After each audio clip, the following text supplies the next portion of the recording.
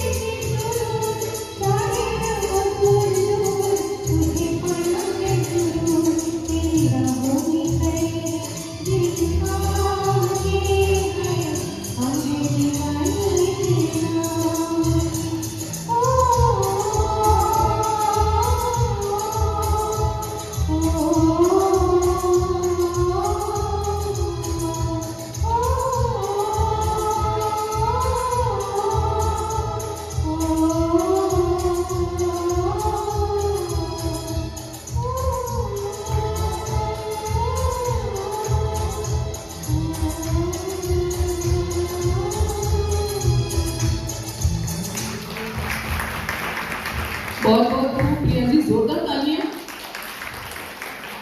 बहुत बहुत खूब। चलिए आगे बढ़ते। अगली फिल्म है, फिल्म का नाम है आशिक। 1962 की ये फिल्म है। आपके सामने अभय जी पेश करेंगे।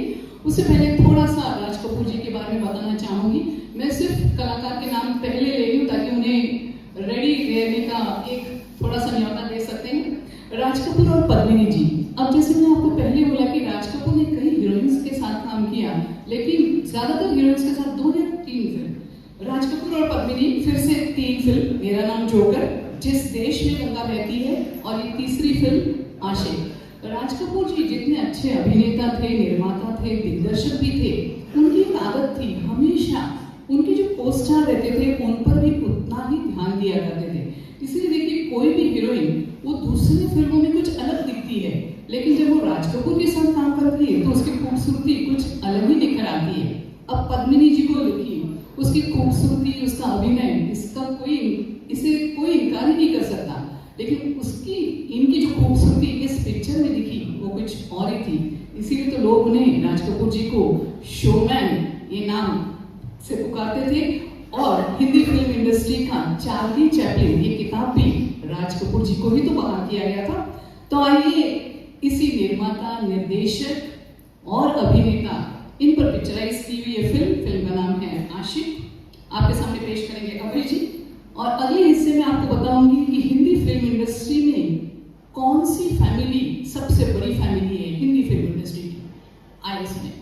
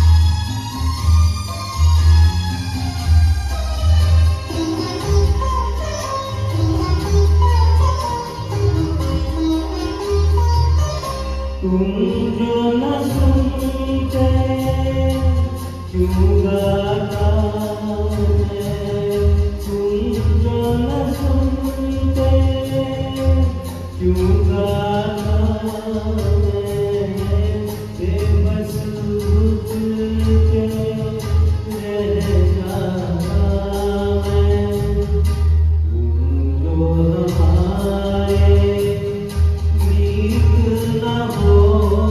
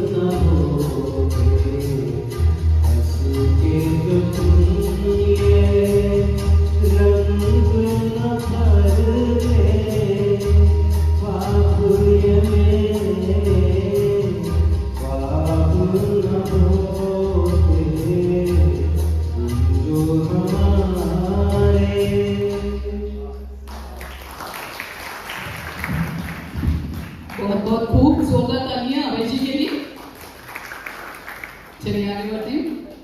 जैसे कि मैंने आपको कहा कि हिंदी फिल्म इंडस्ट्री के सबसे बड़ी फैमिली यानी कि कपूर फैमिली, राज कपूर के पिताजी पृथ्वीराज कपूर, माताजी रामसरनी, पृथ्वीराज कपूर जी के पिताजी यानी कि बसेसर नाम, ये इंडियन इंपीरियल पुलिस में ऑफिसर थे और उनके जो दादाजी थे यानी कि राज कपूर के केशव मांझी वो तहसीलदार थे।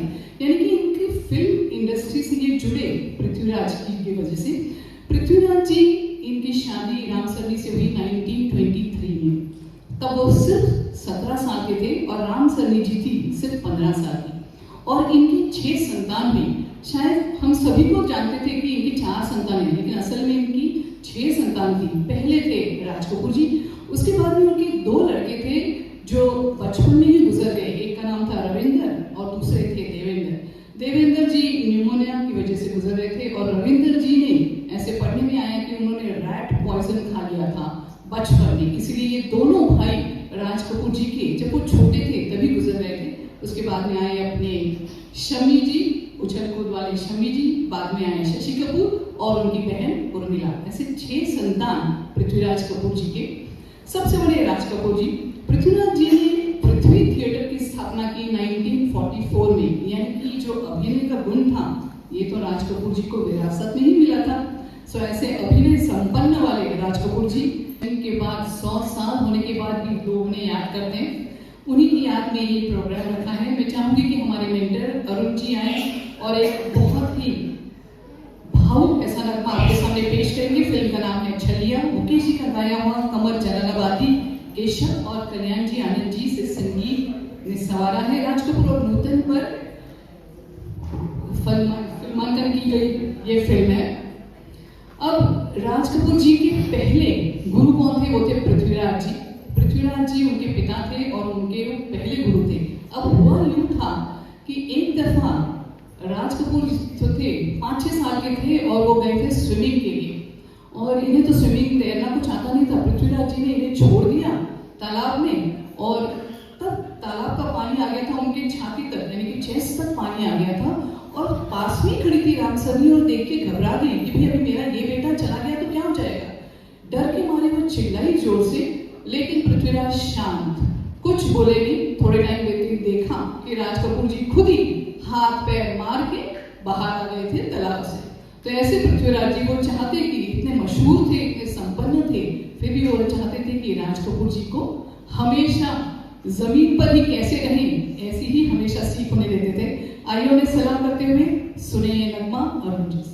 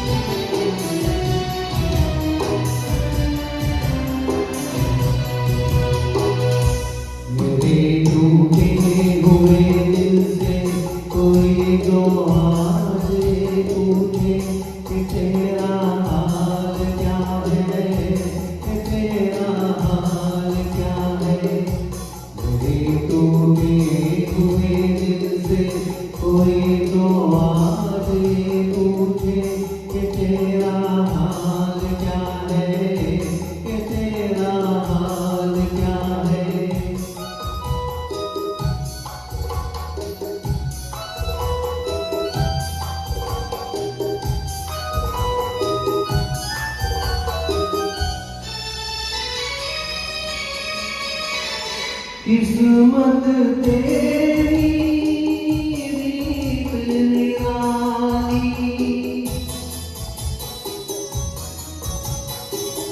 किस्मत तेरी रीत निराली। ओ छलिए को छलने वाली, फूल खिला तो टूटी डाली, इसे उल्फत समझ बैठा मेरी नजरों का धोखा था। किसी की क्या खता है, किसी की क्या खता है, मेरे टूटे हुए दिल से कोई तो आज ये पूछे कि तेरा हाल क्या है, कि तेरा हाल क्या है।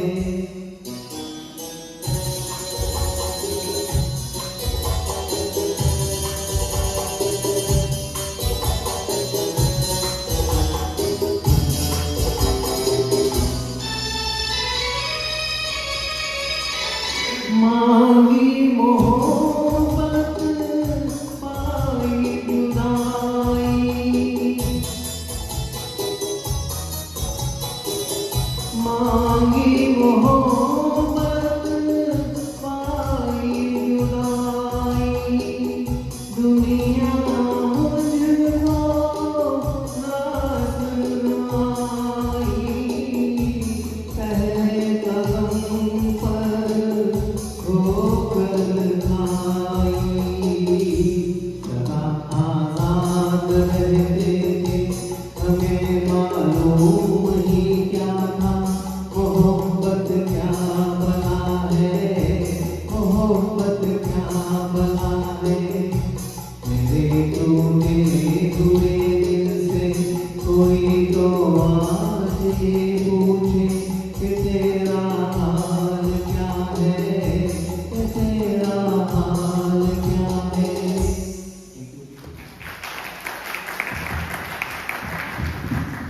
बहुत बहुत खूब अरुण जी। चलिए आगे बढ़ते हैं। अभी एक ऐसी फिल्म का नगमा आपके सामने हम पेश करने जा रहे हैं जो कि बिल्कुल इस सीजन के लिए एकदम परफेक्ट है, यानी कि बरसात। आपने ठीक कहा। तो 1949 की ये फिल्म है। इस फिल्म का पोस्टर ही बनी आरके बैनर का लोगो। इस फिल्म में जो पोस्टर था वही आरके का लोगो था बरसात फिल्म से। अब बरसात फिल्म के बारे में अगर यहाँ बताना चाहूंगी कि आरके जो थे इनका काम सब बड़ा ही रहता था। हमेशा हम देखते हैं कि भाई फिल्मों के लिए 1 या 2 गीतकार रहते हैं, लेकिन इनकी फिल्मों में 3 या 4 गीतकार रहते थे। शैलेंद्र भी थे, हसन जयपुरी भी थे, रमेश शास्त्री ने भी लिखा है इस फिल्म के लिए, और उसके साथ साथ जलाल मलिहाबादी ने भी। अब रमेश शास्त्री का जो गीत था वो हवा में उड़ता जाए, मुझे किसी से प्यार हो गया, जलाल मलिहाबादी ने लिखा है। शैलेंद्र लिखते हैं पतली कमर है, और बरसात में हमसे मिले तुम। हसरत जयपुरी लिखते हैं छोड़ गए बालम, और हसरत जयपुरी और भी एक गीत लिखते हैं जिया बेकरार है। यही नगमा आपके सामने पेश करेंगी सुर सप्तक की कलाकार अंजलि। और एक और बात यहाँ बताना चाहूंगी कि बरसात फिल्म की वजह से कि टाइटल सॉन्ग का नींव चला, और इसी फिल्म से शुरू हुआ टाइटल सॉन्ग्स।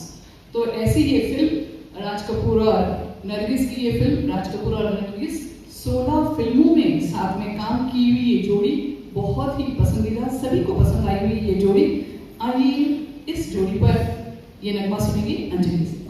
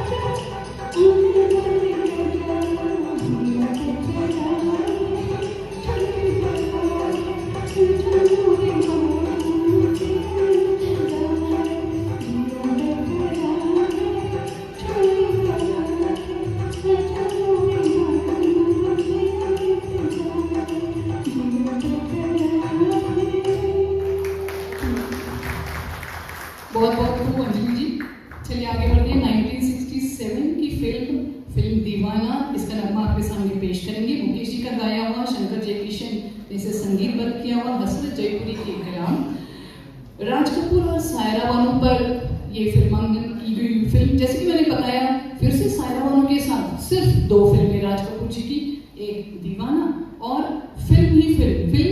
एक ऐसी फिल्म थी जो मल्टी स्टार थी, उसमें कई हीरोइंस को हमने देखा था। तो राज कपूर और सायरा पर पिक्चराइज की गई ये फिल्म। इस फिल्म में 9 नगमे थे, जो कि 6 मुकेश जी ने गाए थे और 3 शारदा जी यानी कि शंकर जी की पत्नी शारदा जी। तो ऐसे 9 नगमे थे। इसमें से जो नगमा आपके सामने हम पेश करेंगे, ए सनम जिसने तुझे, सतीश जी की आवाज में, सुर सप्तक के हम सभी के मेंटर है। जोरदार तालियों से हम सतीश जी का स्वागत करेंगे स्टेज पर।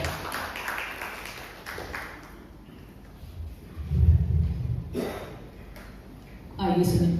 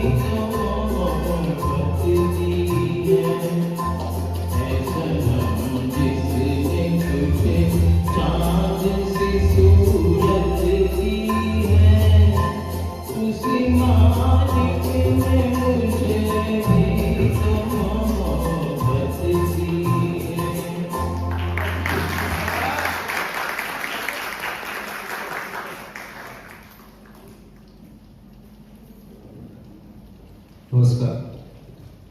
आज हमारा बहुत सौभाग्यशाली दिन है कि हमारे बीच में जिनकी वजह से हम गाने गाते हैं घरों में अपने अपने, जिन्होंने घरों घरों में गाने वाले तैयार किए, वो आज हमारे बीच में हैं श्री विपिन मल्होत्रा जी।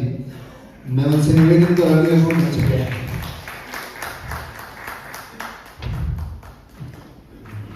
सुर सप्तक की तरफ से छोटा सा आपको भेंट, आपका स्वागत करने के लिए।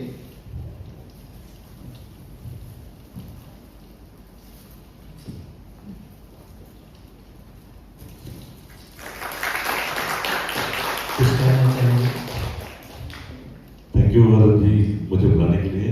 2-3 बार आपने मुझे पहले भी बुलाया है, मैं नहीं बुला सका और बहुत बढ़िया एकदम। अभी तो शुरुआत है, थोड़ा दिन मैं रुकूंगा, आगे मुझे एक शो में जाना है। All the best.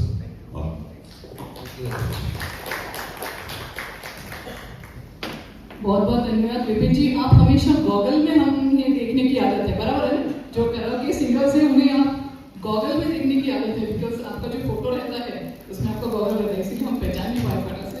बहुत बहुत धन्यवाद आप आए हमारे शो में। चलिए आगे बढ़ते हैं।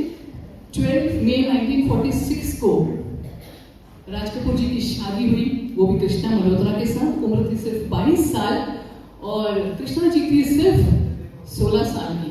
9 भाई बहनों में से कृष्णा जी एक थी। उनके भाई बहन यानी कि प्रेमनाथ, नरेंद्रनाथ, राजेंद्रनाथ, ये भी थोड़े दिनों में ही फिल्मों से जुड़ गए। उनकी जो एक बहन थी उमा, उन्होंने भी शादी कर ली प्रेम चोपड़ा। इसलिए एक और मेंबर कपूर घराने में बढ़ते ही गए, जो कि फिल्मों से जुड़ते गए। इसके बाद में ऐसा हुआ कि राज कपूर जो थे वो तो टॉप स्टार भी थे। तो अभी जो नगमा आपके सामने हम पेश करेंगे 1960 ये फिल्म है। फिल्म का नाम है जिस देश में गंगा बहती है। राज कपूर और पद्मिनी जी पर पिक्चराइज की गई ये फिल्म। इसकी खासियत ये थी कि हमेशा राज कपूर जी जो थे हमेशा नए लोगों को मौका देते थे। इनके कैमरामैन थे जिनका नाम था राघु कर्माकर, और वो कैमरा का अच्छा काम किया करते थे, उनका रोल भी अच्छा था। लेकिन उस वक्त राज कपूर जी ने उन्हें मौका दिया था कि वो फिल्म डायरेक्ट करें, इसीलिए इसका डायरेक्शन किया है राघु कर्माकर ने। और एक और खासियत इस फिल्म के बारे में बताना चाहूंगी कि जैसे मैंने पहले कहा था कि राज कपूर जी अपने को स्टार्स पर भी उतना ही ध्यान देते थे। तो उन्होंने देखा कि प्राण जो था विलन है इस फिल्म में, तो जो विग प्राण ने पहना था वो कुछ सूट नहीं कर रहा था।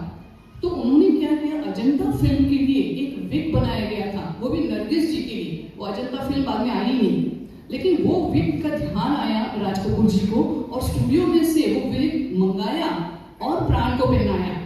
तो ऐसे अपने राज कपूर जी उन्हें सलाम करते हुए कि जो इतना ख्याल करते थे कि भाई को स्टार का मेकअप कैसे होना चाहिए, वो किस तरीके से बोलेगा, किस तरीके से कपड़े पहनेगा।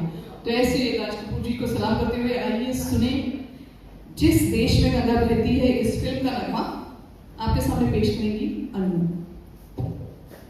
गाने शुरू करने से पहले मैं और एक हमारे बीच में मेरे ही मित्र हैं वो जो यहाँ पे पधारे हैं आज के कार्यक्रम के लिए, Amol ji, I request you please come on. इनका एक खुद का शोरूम करके एक बहुत बड़ा स्टूडियो है जहाँ पे बहुत बड़ा ग्रुप है इनका, बहुत अच्छे से प्रोग्राम करते हैं, हमने भी अटेंड किए हैं इनके प्रोग्राम। तो मैं चाहूँगा कि आपको सुर सप्तक की तरफ से कुछ तो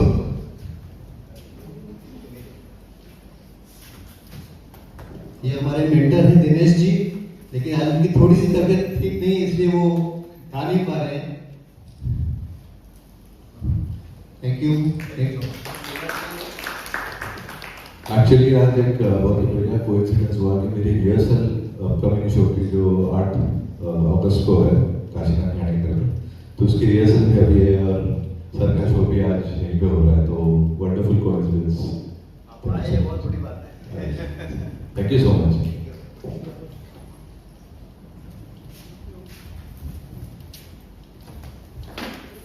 थैंक यू अमोल अठोले जी, आप आए, बाहर आए, सही कहा उन्होंने। आइए सुनते हैं अन्नपूर्णा जी से।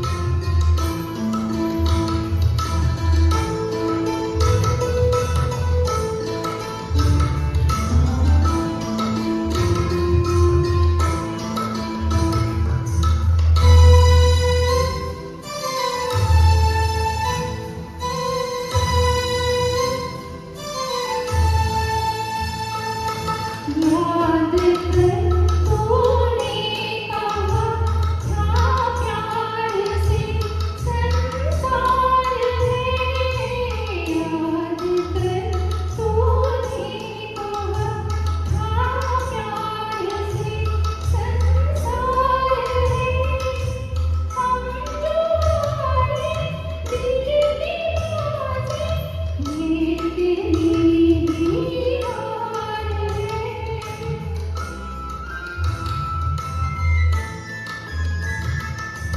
सुन लेना कहती है पायल ना जाने राजा रोको कोई ओ बसंती ओ मन पागल ना जाने राजा रोको कोई ओ बसंती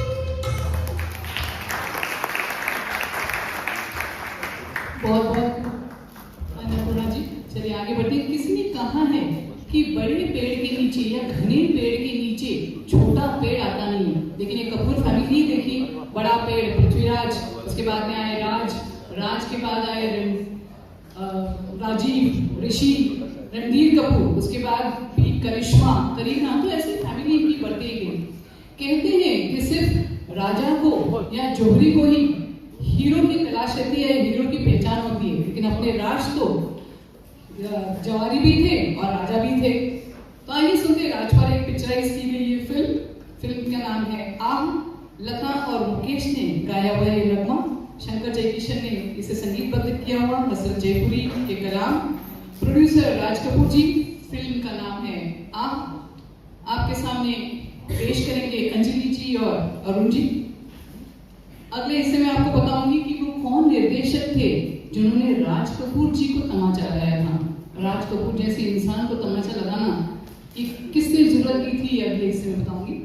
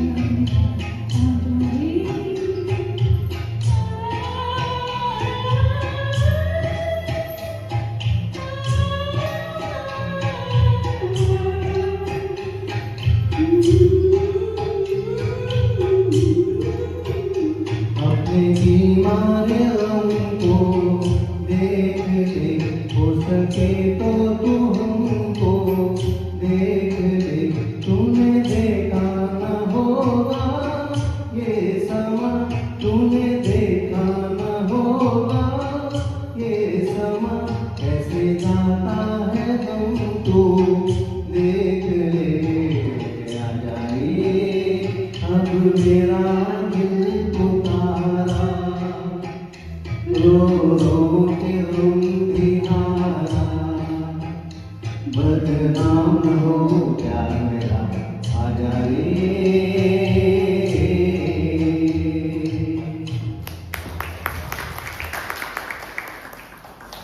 बहुत बहुत खूब अरुण जी और अंजलि जी। चलिए आगे बढ़ते हैं।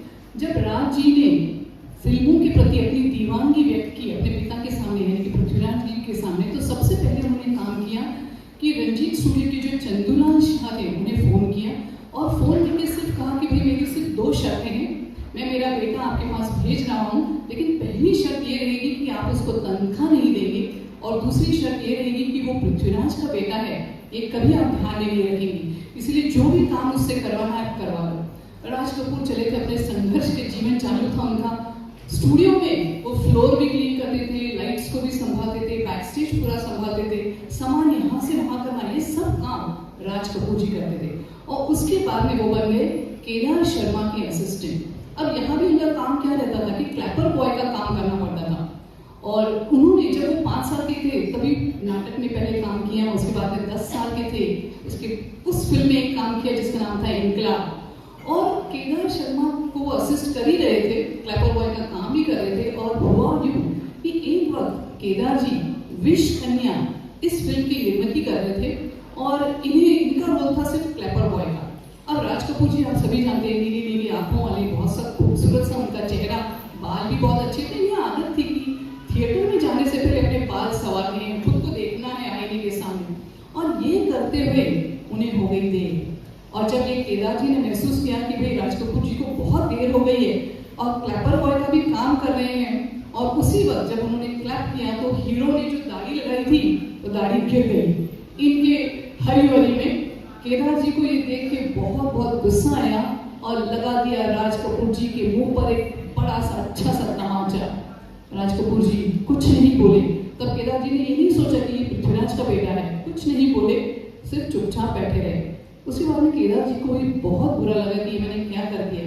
रात भर सो नहीं पाए केदार जी। दूसरे दिन राज के घर गए और बोले कि भाई मुझसे तो ये गलती हो गई है, लेकिन मैं अपनी पहली फिल्म जो आपको देना चाहूंगा उसका नाम है नीलकमल और आप इस फिल्म के हीरो होंगे।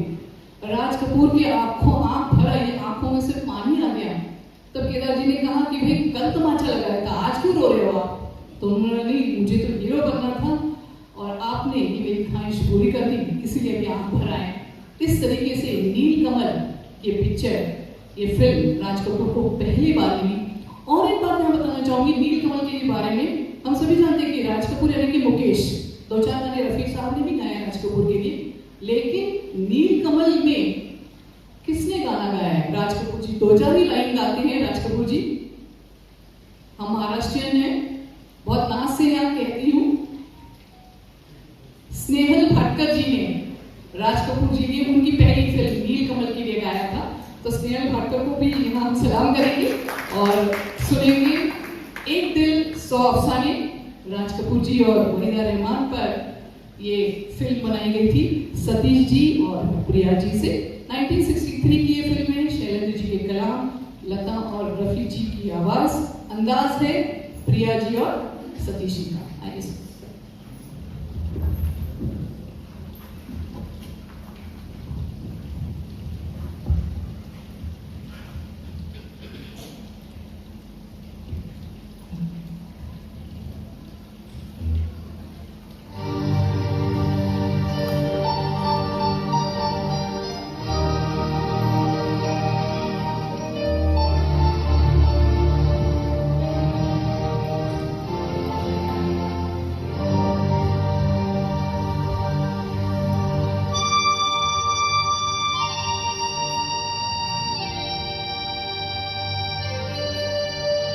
तुम ही तुम हो मेरे जीवन में, फूल ही फूल है जैसे चमन में।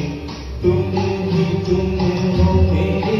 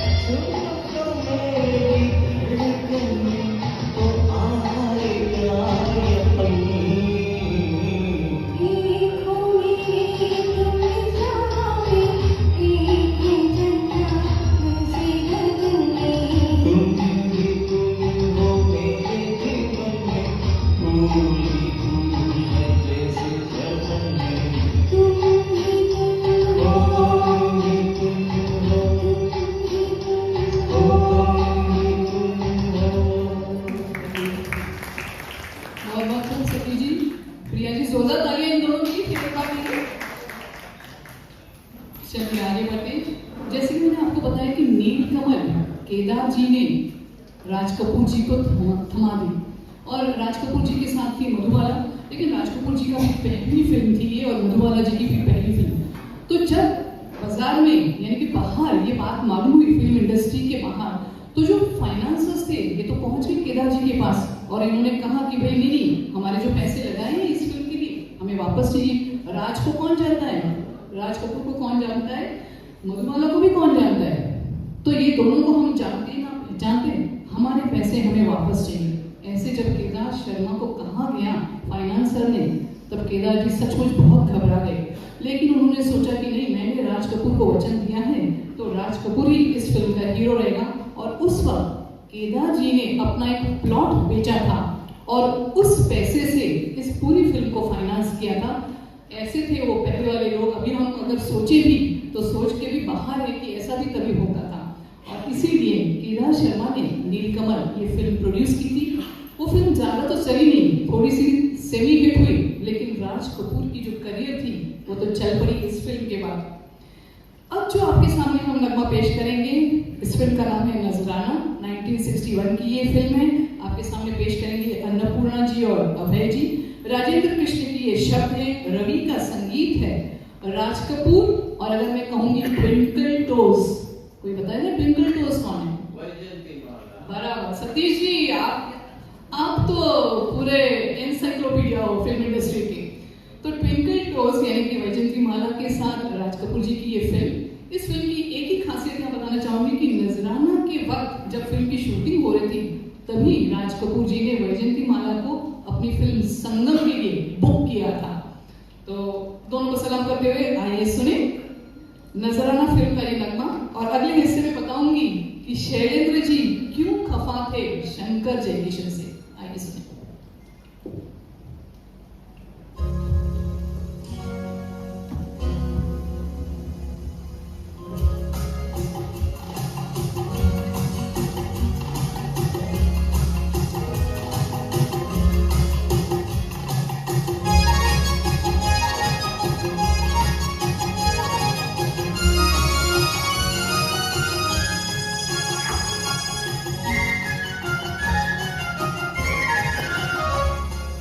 बिखरा के जुल्फे चमन में न जाना क्यों, इसलिए शर्मा न जाए फूलों के साए।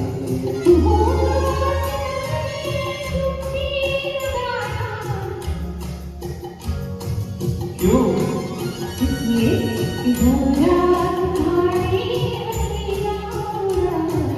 बिखरा के जुल्फे चमन में न जाना क्यों, इसलिए शर्मा न जाए फूलों के साए।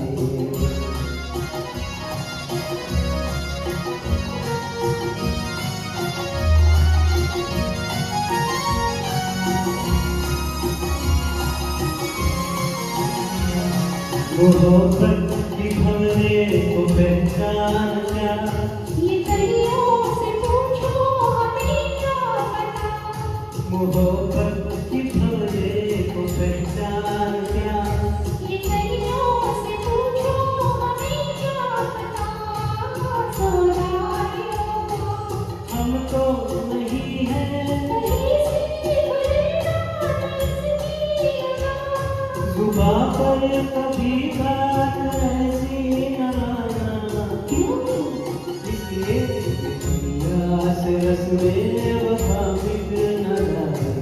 होगा तुम भी दीवाना। क्यों, इसलिए घबरा तुम्हारी हसीना उड़ाए।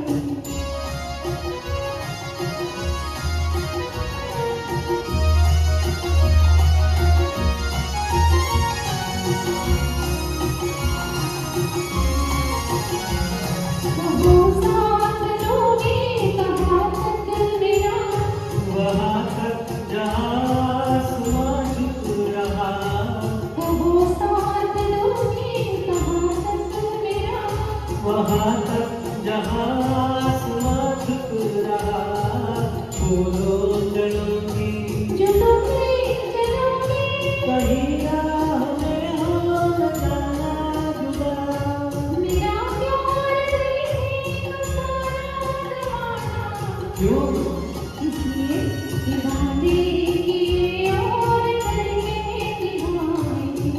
रात खुलते चमन में न जाना, क्यों? इसलिए शर्मा न जाए फूलों के कारण। होगा कि रंग में तुम भी लगाना, क्यों? इसलिए भूला तुम्हारी हसीना जाए।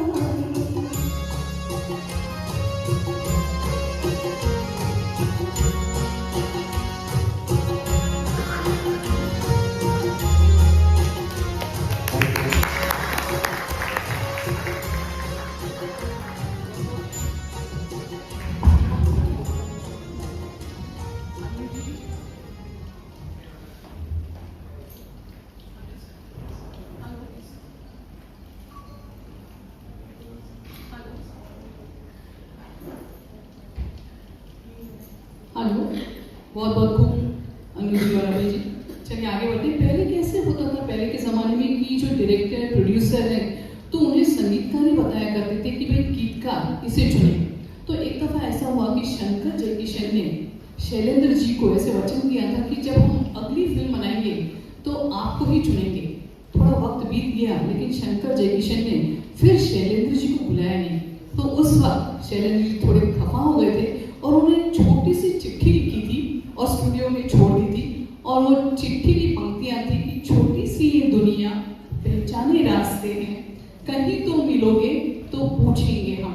अब शंकर जयकिशन ने जब ये पंक्तियां पढ़ी तब वो जान गए कि शैलेंद्र जो हैं वो खफा हो गए हैं। और इसीलिए 1962 में एक फिल्म बनी जो कि राजेंद्र बेदी जी बना रहे थे, जिस फिल्म का नाम था रंगोली। और इस फिल्म में शंकर जयकिशन इस फिल्म को संगीतबद्ध कर रहे थे, तब उन्होंने शैलेंद्र जी को ही बुलाया। ऐसे जाना जाता है कि राजेंद्र सिंह चाहते थे कि भाई हसरत जयपुरी गाने लिखे, लेकिन शंकर जयकिशन के कहने पर शैलेंद्र जी को बुलाया गया और शैलेंद्र जी की यही पंक्तियां इस फिल्म में ली गई थी। और ये नगमा हमने 2 बार सुना, यानी कि किशोर कुमार ने भी ये नगमे को गाया था और लता जी ने भी। तो ये नगमा 2 बार सुनने के बाद फिर जाके शैलेंद्र भी शांत हुए और उनका गुस्सा भी ठंडा हुआ। शैलेंद्र जी को प्रणाम करते हुए आइए उन्होंने ही लिखा हुआ प्यारा सा नगमा आपके सामने पेश करेंगे वर्षा जी और सतीश जी। फिल्म का नाम है श्री 420। 1955 की ये फिल्म, लता जी और मन्ना दा ने गाया हुआ ये नगमा, राज कपूर और नरगिस पर ये इसका चित्रीकरण हुआ है।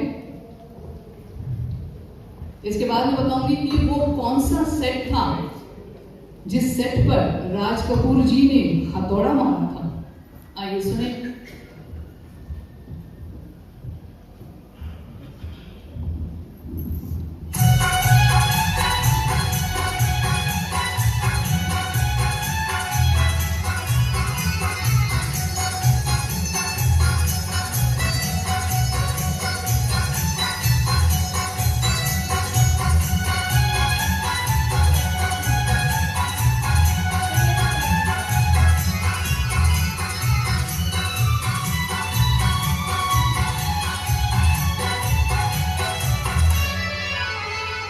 प्यार हुआ इकरार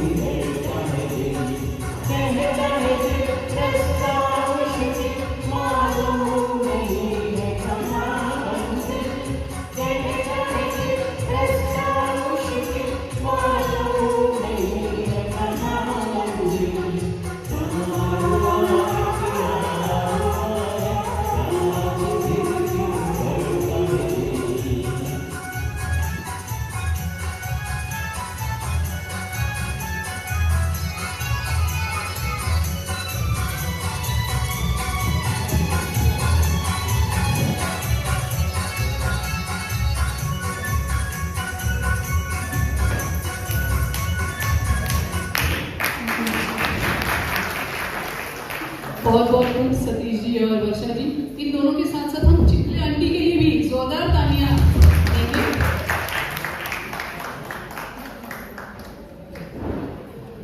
जोरदार तालियां चिखले जी के लिए और भी, क्योंकि ऐसा अगर उत्साह हो तो ही कलाकारों के लिए मेरे को लगता है उनका उत्साह तभी बढ़ता है। चलिए आगे बढ़ते हैं। जैसे कि मैंने आपको कहा था कि ऐसा कौन सा सेट था जहां राज कपूर जी ने हथौड़ा मारा था। अब हुआ ही कि राज कपूर जी बॉम्बे टॉकीज आते, मजदूरों की तरह काम करते, लाइट उठाते, साफ सफाई करते, पूरा बैक स्टेज संभालते और मजदूरों के साथ ही खाना खाते। इतने बड़े कलाकार का बेटा होते हुए भी राज कपूर जी ये सब काम करते और इसी स्टूडियो में दिलीप कुमार आते और हीरो का रोल अदा करते। अब दिलीप कुमार जी का तो कोई बैकग्राउंड भी नहीं था, लेकिन फिर भी वो हीरो के रोल में हमेशा राज कपूर जी में देखते। इसलिए कोई हलचल, इसलिए राज कपूर जी तो थे, वो सोचते थे कि भाई दिलीप कुमार अगर हीरो हो सकता है तो मैं क्यों नहीं हो सकता, मेरा तो बैकग्राउंड भी अच्छा है। लेकिन ऐसा सोच के राज कपूर जी थोड़े खफा होते और उस सेट पर राज कपूर जी जोरदार हथौड़ा लगा देते हैं। एक सेट का थोड़ा छोटा सा जो हिस्सा था वो टूट भी जाता है। कोई डायरेक्टर प्रोड्यूसर भी कुछ कहता नहीं है, क्योंकि वो पृथ्वीराज के बेटे थे। सिर्फ इसी वक्त, उस वक्त पृथ्वीराज का बेटा होने का एक ही उन्हें फायदा हुआ था कि उस वक्त के डायरेक्टर प्रोड्यूसर ने कुछ कहा नहीं था इनको ज्वार भाटा के सेट पर। लेकिन उसके बाद में हमने सभी ने देखा कि जीरो से लेके राज कपूर कैसे हीरो बने। आइए इसी हीरो का अभी एक ही नगमा, तो मुझे लगता है श्री 420 का सुन के तो हमारा जी भरेगा नहीं, क्योंकि श्री 420 में कितने नगमे सभी को पसंद आए हैं। मेरा जूता है जापानी, उसके बाद में दिल का हाल सुने दिल वाला, ओ जाने वाले, रमैया वस्ता वाला, अभी सुनेंगे इच्चिक दाना बिच्चिक दाना। आइए सुनते हैं अंजलि से।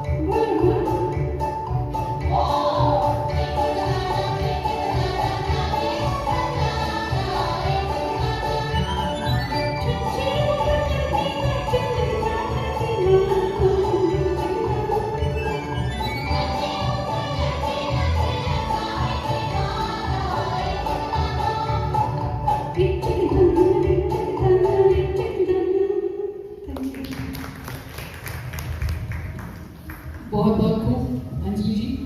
आपको क्या लगता है कि जब माँ यानी कि कोई भी महिला गर्भवती होती है तो उसे कुछ खाना पड़ता है कि ताकि उसकी बेटी या बेटा बड़ा होके मशहूर होए? मुझे नहीं लगता है ऐसा कुछ होता होगा।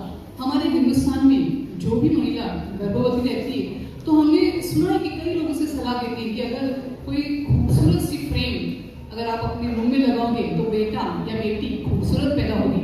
हमारे हिंदी फिल्म इंडस्ट्री में अशोक कुमार जी ने जो उत्कृष्ट अभिनय तो करते ही थे लेकिन उसके साथ साथ होम्योपैथ भी थे। तो उनका कहना था कि अगर स्ट्रॉबेरी के पत्ते अगर इसकी चाय पीकर अगर माँ पिएगी तो बच्चा खूबसूरत होगा। लेकिन ऐसा कहीं किसी ने नहीं कहा है कि माँ क्या खाए ताकि बेटा या बेटी बड़ा होकर अपना नाम कमाए।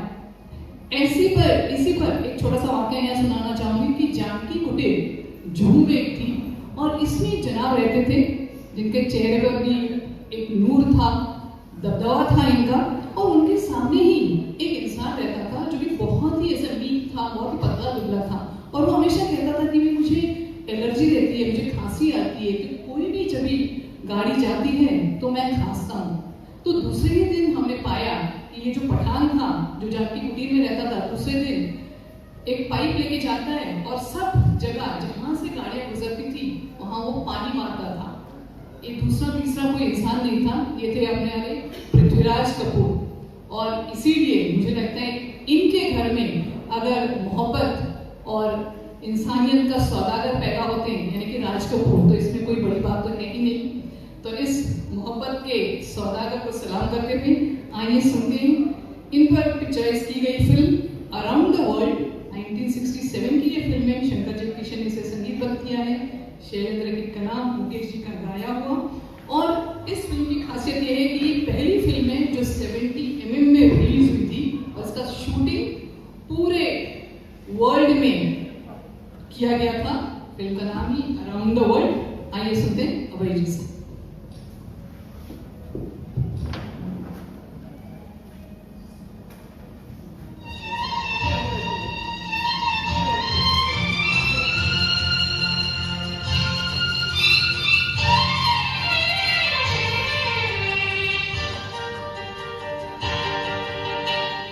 तुझे जवानी हाय हाय निकले घर से दूर जाए, तुझे जवानी हाय हाय निकले घर से दूर जाए। दुनिया का मेला मैं हूँ अकेला, इतना अकेला मैं। तुझे जवानी हाय हाय निकले घर से दूर जाए। दुनिया का मेला मैं हूँ अकेला, इतना अकेला मैं।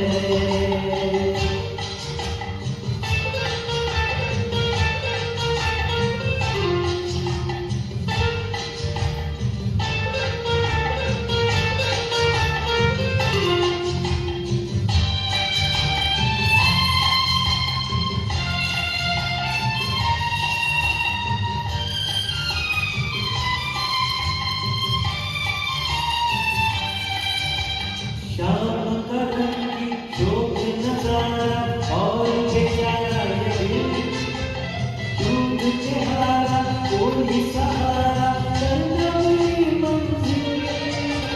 शाम का रंगी शोक नजारा और बेचारा ये दिल, दूध के हारा कोई सहारा करना मेरी मंजिल। तुझे जवानी हाय निकले घर से दूर जाए। दुनिया का मेला मैं हूँ अकेला, इतना अकेला मैं।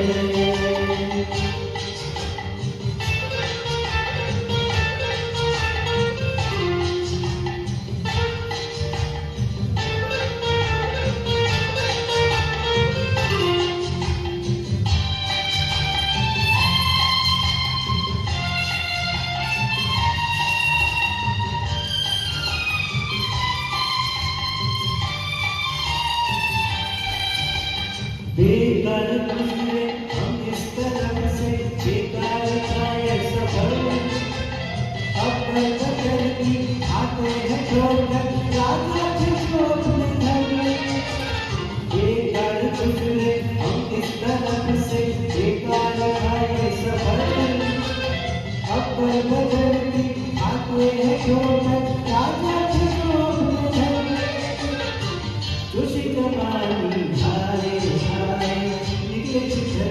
धूम मचाए दुनिया का मेला मैं हूँ अकेला जितना अकेला हूँ खुशी जवानी आए आए निकले घर से धूम मचाए दुनिया का मेला मैं हूँ अकेला जितना अकेला हूँ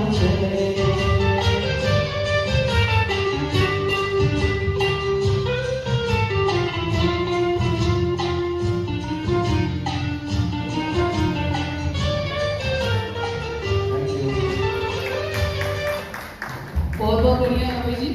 राज कपूर जी ने राजेश्वरी के साथ की एक ही फिल्म में काम किया था जिसका नाम था अराउंड द वर्ल्ड। आइए सुनते हैं अगली फिल्म का नगमा। फिल्म का नाम है आप। हम सुनेंगे प्रिया जी और अरुण जी से। 1953 की फिल्म है। लता और मुकेश ने गाया हुआ यह नगमा आपके सामने पेश करेंगे प्रिया जी और अरुण जी। नसरत जी पुरी के कलाम, शंकर जयकिशन का संगीत, राज कपूर और नरगिस पर चित्रित ये फिल्म। प्रोड्यूसर राज कपूर जी और डायरेक्टर राजा नवाब थे। आइए सुनें।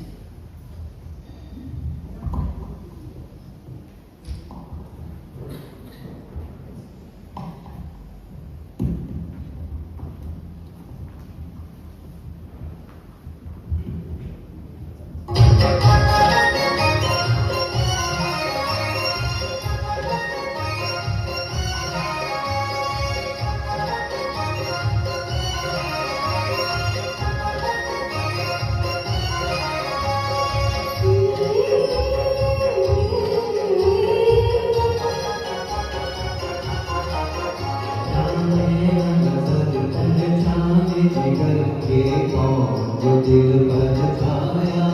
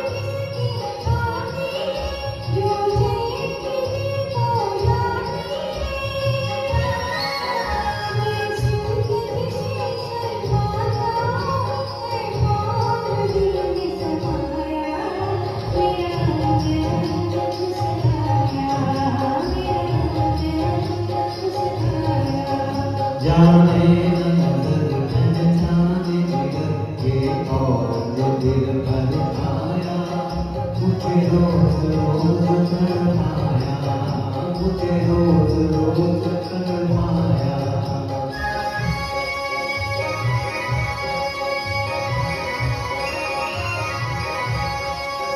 ढूंढे उसे हम तारों में सावन की ठंडी बहारों में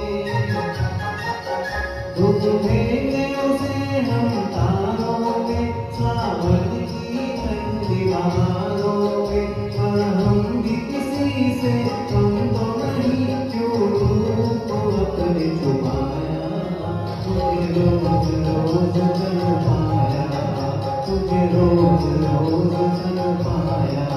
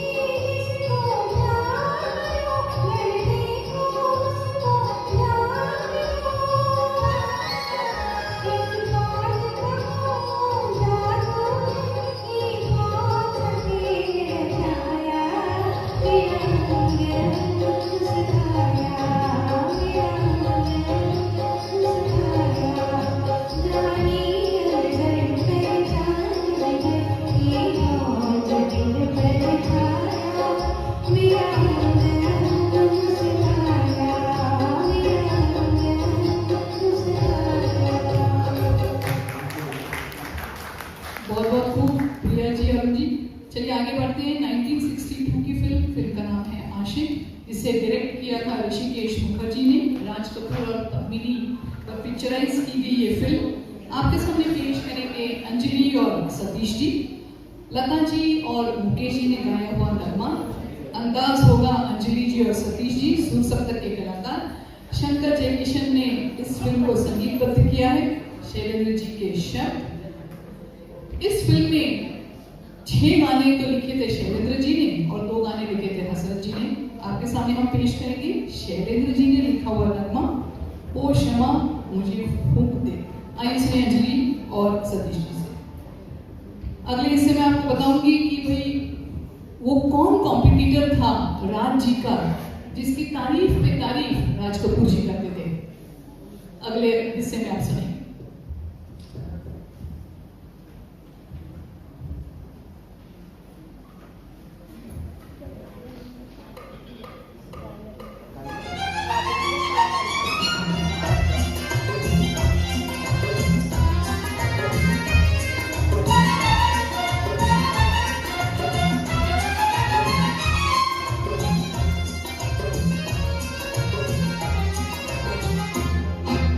ओ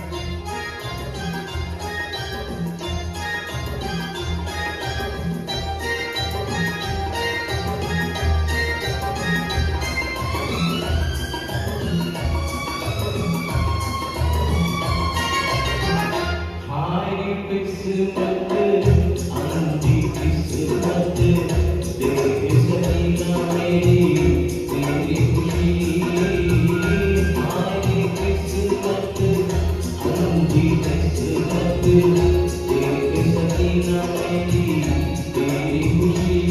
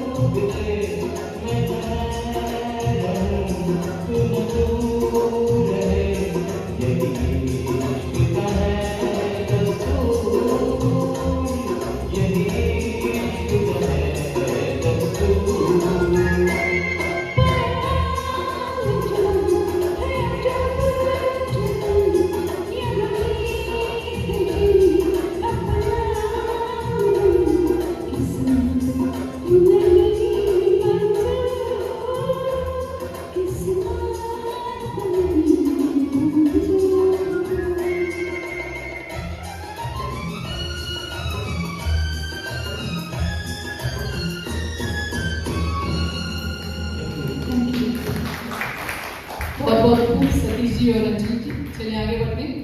उस वक्त की याद आपको मैं दिलाना चाहती हूँ कि जब ऋषि कपूर जी प्रेम रोग में काम करते थे, उस वक्त करीब करीब 10-11 साल तो हो गए थे बॉबी को रिलीज होने के बाद भी। लेकिन तब भी जब भी राज कपूर ऋषि कपूर को देखते और कहते कि भाई ऋषि देखो यूसुफ किस तरीके से काम करता है। देखिए उस वक्त राज कपूर का कॉम्पिटिटर था दिलीप साहब, देव साहब, लेकिन अपने कॉम्पिटिटर के बारे में भी अच्छा सोचना, अच्छा कहना, ये सिर्फ मुझे लगता है वही कलाकार कर सकते हैं। तो तभी उन्होंने कहा था कि यूसुफ किस तरीके से चलता है, कैसे डायलॉग डिलीवरी करता है, किस तरीके से चेहरे पे हाव भाव आता है, उस तरीके से आपको प्रयत्न करना चाहिए। तो ऐसे धन्य कलाकार थे राज कपूर साहब। और वैसा वर्षा भी था दिलीप कुमार भी, जब अंदाज में दोनों साथ में काम करते थे तब दिलीप कुमार ने भी यही कहा था राज कपूर के लिए भी। वो हमेशा कहते थे कि जब अंदाज की शूटिंग हो रही थी तो बरसात की शूटिंग करके आते थे राज कपूर, बिल्कुल थके हारे, और आने के बाद तुरंत जाके स्टूडियो में लेट जाते थे। और जब उनके डायलॉग होता था तब उन्हें बुलाया जाता था स्टूडियो में, और डायलॉग देखते थे और तुरंत डायलॉग डिलीवरी कर देते थे। और यहाँ दिलीप कुमार डायलॉग्स पहले लेके जाते थे, रात भर तैयारी करते और फिर बाद में डिलीवरी करते। तो ऐसे दिलीप कुमार भी राज की हमेशा तारीफ करते थे। ऐसे दोनों कलाकार कॉम्पिटिटर्स होते हुए भी एक दूसरों की तारीफ करना पसंद करते थे। आइए आगे चलते हैं। चितले जी आपने कहा था ना तेरा जाना, आपकी फरमाइश यहाँ पूरी करेंगे हम लोग। यही गाना आपके सामने अन्नपूर्णा जी पेश करेंगी 1959 का ही दरमा फिल्म जी, लता जी का गाया हुआ, शंकर जयकिशन ने संगीतबद्ध किया हुआ, शैलेंद्र के शब्द, राज कपूर और नूतन पर ये फिल्म थी। और आपके सामने अंदाज है अन्नपूर्णा जी का।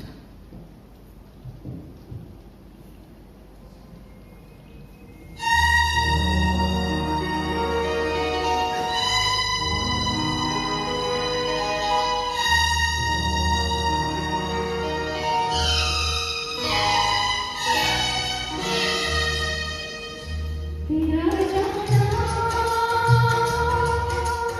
दिल के अरमानों का लुट जाना, तेरा जाना दिल के अरमानों का लुट जाना। कोई देखे कोई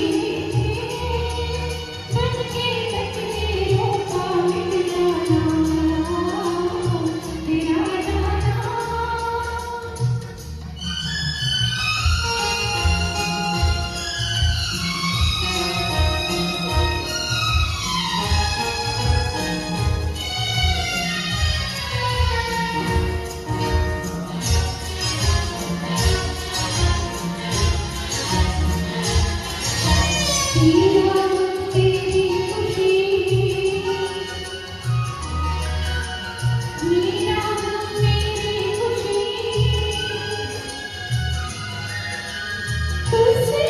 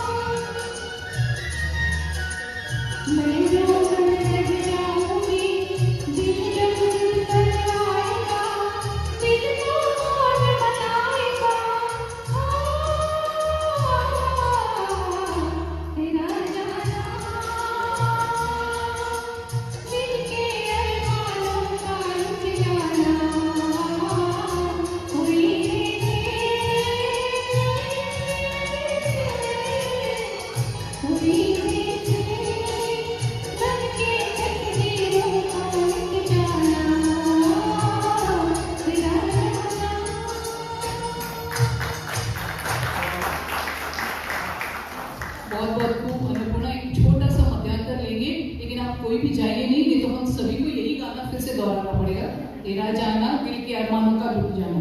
इसीलिए मध्यांतर के बाद ये रुके रहना, हम 5-10 मिनट का ही